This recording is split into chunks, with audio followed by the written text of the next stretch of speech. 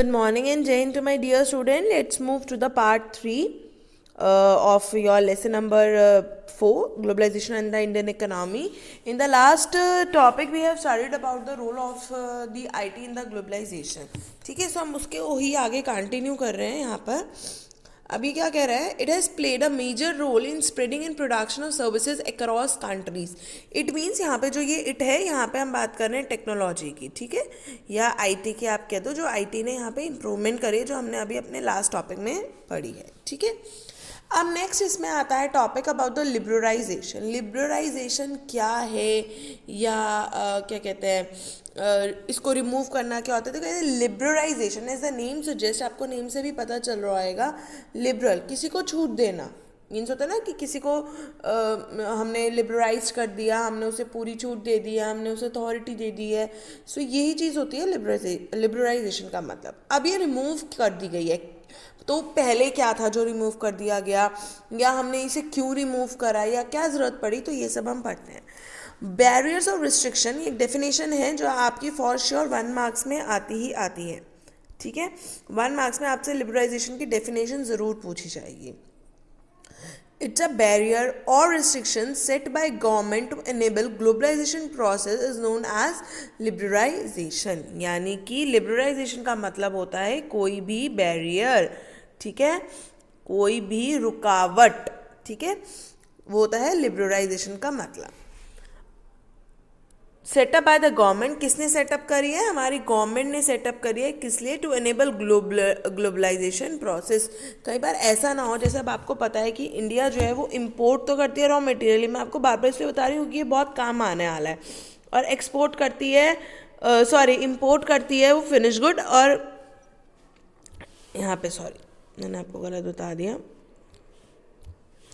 यहाँ पे वो इम्पोर्ट तो करती है आपके फिनिश गुड्स, ठीक है, और एक्सपोर्ट करती है वो यहाँ पर आपके क्या कहते हैं रॉ मटेरियल्स, ठीक है ना. तो बाहर भेजती है वो रॉ मटेरियल, इंपोर्ट करती है वो फिनिश गुड्स.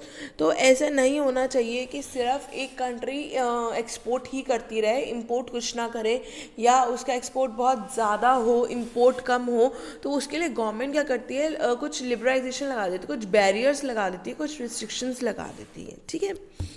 अब जैसे recall the example of import of Chinese toys. बेटा ये जो एग्जाम्पल है ये प्रॉपर आपका एक केस स्टडी है जो मैं आपको इस वीडियो के बाद बताने वाली हूँ, ठीक है. ये क्या है, रोल ऑफ लिबरलाइजेशन या role of trade barriers, tax on imports, why, क्या है ये. गवर्नमेंट क्या करती थी, government use trade barriers to increase और डिक्रीज फॉरेन ट्रेड. गवर्नमेंट क्या करती थी, किसी भी ट्रेड को इंक्रीज या डिक्रीज करने के लिए, बेसिकली उसे रेगुलेट करने के लिए, to regulate the foreign trade, वो यहाँ पे बैरियर्स लगा देती थी, ठीक है. To protect the producer within the country, to protect the producer within the country from foreign competition. जैसे अगर आपको याद हो, ऐसा ना हो कि जो हमारा डोमेस्टिक प्रोड्यूसर है वो तो कुछ भी अर्न नहीं कर रहा, और जो हमारा फॉरेन वो है, हमारे जो फॉरेन प्रोड्यूसर्स हैं या कंपटीटर्स हैं वो सारा प्रॉफिट अर्न किए जा रहे हैं. तो जो हमारे डोमेस्टिक प्रोड्यूसर्स होते थे उनको सेव करने के लिए, डोमेस्टिक प्रोड्यूसर्स को सेव करने के लिए हमारी जो गवर्नमेंट है वो यहाँ पर कुछ बैरियर्स लगाती थी. Got it. India allow import of only essential items, machinery, fertiliser etcetera. अब उन्होंने क्या शुरू कर दिया, वो इम्पोर्ट करती थी किन किन चीज़ों को, मशीनरी को या फर्टिलाइजर्स को, ठीक है, जो अंदर लेती थी, यानी कि जो परचेज करती थी या तो मशीनरी परचेज करती थी या फर्टिलाइजर्स. फिर since 1991 Indian government opted for liberalisation. 1991 में क्या हुआ, इंडिया ने लिबरलाइजेशन को ऑप्ट कर लिया. उससे क्या हुआ, कंपटीशन हुआ, improve the performance of the producers, trade barriers आपके डिक्रीज हो गए, यहाँ पर फॉरेन इन्वेस्टमेंट आपकी बढ़ गई, ग्लोबलाइजेशन भी आपका बढ़ गया. हुआ क्या, जब डोमेस्टिक प्रोड्यूसर को ये दिखा कि बहुत ज़्यादा बाहर के लोग यहाँ आके बिजनेस कर रहे हैं या बाहर के प्रोडक्ट ज़्यादा चल रहे हैं और मुझे बहुत लॉस हो रहा है, तो डोमेस्टिक प्रोड्यूसर्स ने भी धीरे धीरे अपने आप को इम्प्रूव करना शुरू कर दिया। जब कंपटीशन लेवल बढ़ गया तो ये डेफिनेटली सी बात है प्रोड्यूसर की परफॉर्मेंस भी बढ़ गई, उससे हमारी क्वालिटी भी इंक्रीज़ हो गई। जब क्वालिटी इंक्रीज़ हुई तो उससे साथ में क्या हुआ, ट्रेड बैरियर्स आपके डिक्रीज़ हो गए, फॉरेन इन्वेस्टमेंट बढ़ गया और आपकी ग्लोबलाइजेशन बहुत अच्छे से हो गई। ठीक है, फिर ग्लोबलाइजेशन में बहुत ज़्यादा आपका ट्रेड होने लगा। Got it? समझ में आया? ओके।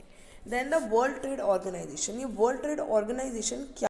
सो वर्ल्ड ट्रेड ऑर्गेनाइजेशन क्या है? Liberalisation in India was supported by powerful organisations. जो ये हमारा लिबरलाइजेशन था उसको सपोर्ट किसने करा? जो भी हमारी पावरफुल इंटरनेशनल ऑर्गेनाइजेशंस थी। देखो, जब हम वर्ल्ड की बात कर रहे हैं तो हम सिर्फ इंडिया की या ऑस्ट्रेलिया अमेरिका की एक की नहीं बात करते, we talk about the whole world. तो यहाँ पे जितनी भी पावरफुल इंटरनेशनल ऑर्गेनाइजेशन थी उसको सब लोगों ने सपोर्ट करा, जो इंडिया में हुआ स्पेशली, जो पावरफुल इंडियन इंटरनेशनल ऑर्गेनाइजेशन थी। ठीक है, अभी क्या कहता है, started at the initiative of the developed country. First of all उन्होंने ये सोचा कि जो डेवलप्ड कंट्रीज़ हैं हम उनके साथ थोड़ा सा मतलब टाई अप करते हैं। It establish rules regarding international trade. क्या थे इसमें?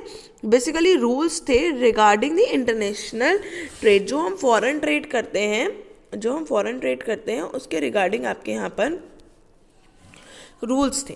फाइन। नेक्स्ट क्या कहता है ये? As on July 2016, nearly 165 countries of the world are currently members of the WTO.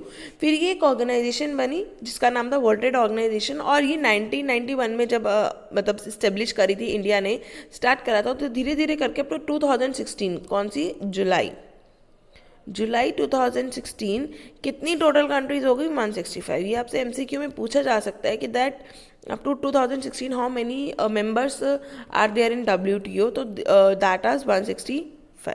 ठीक है, तो debate on the working of WTO, और फिर बहुत ज़्यादा डिबेट होने लगी कि WTO काम कैसे करेगी, कौन सी कंट्रीज़ के लिए काम करेगी, डेवलप्ड कंट्रीज़ के लिए काम करेगी, डेवलपिंग कंट्रीज़ के लिए काम करेगी, क्योंकि जो ऑलरेडी डेवलप्ड है अगर हम उसमें बहुत ज़्यादा ट्रेड बैरियर्स को हटा देंगे तो वो तो और डेवलप कर जाएंगी, डेवलपिंग में लगा देंगे, मतलब बहुत सारी डिबेट होने लगी प्रॉपर, मतलब बहुत अच्छे से होने लगा। तो यहाँ पर मतलब हम आते हैं बेटा, इस वक्त हम टॉपिक पढ़ रहे हैं वो WTO पढ़ रहे हैं। ठीक है, मैं आपको इंडेक्स दिखाऊंगी अभी। यहाँ पर आप ये देखो, WTO में हम 3 टॉपिक कवर करेंगे, that is the impact of globalization in India, small producers, compete or perish and competition and uncertain employment. Fine.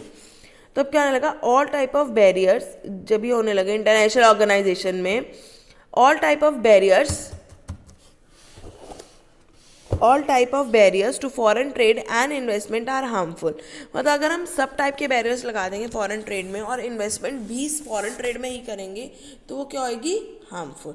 तो फिर इसकी वजह से प्रोमोटेड किया फ्री ट्रेड। WTO ने क्या प्रमोट करा, फ्री ट्रेड। WTO के आई थिंक फॉर्म आप लोगों को पता है, that is the world trade organisation.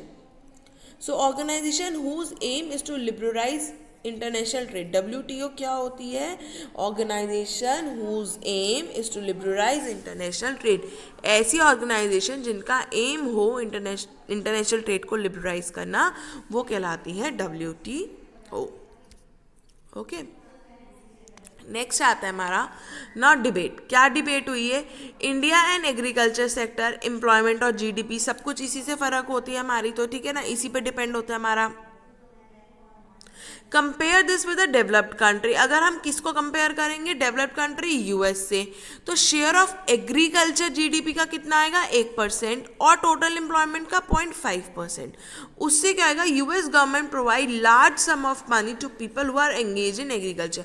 US government ने ये डिसाइड करा कि हम उन लोगों को पैसा देंगे जो एग्रीकल्चर में मतलब वर्क करते हैं। ठीक है, for production and export to other countries.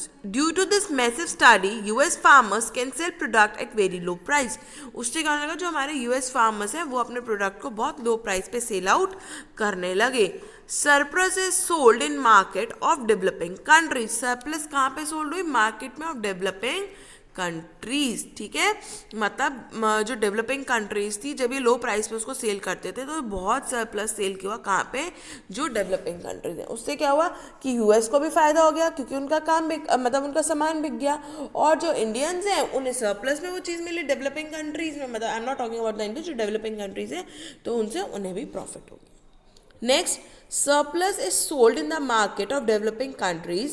Farmer in developing countries face problems, जो हमारे जैसे फार्मर्स हैं उनको प्रॉब्लम होने लगी, और फिर से डिबेट होने लगी बिटवीन द डेवलपिंग कंट्रीज और डेवलप्ड कंट्रीज कि ये फ्री ट्रेड है या फेयर ट्रेड है।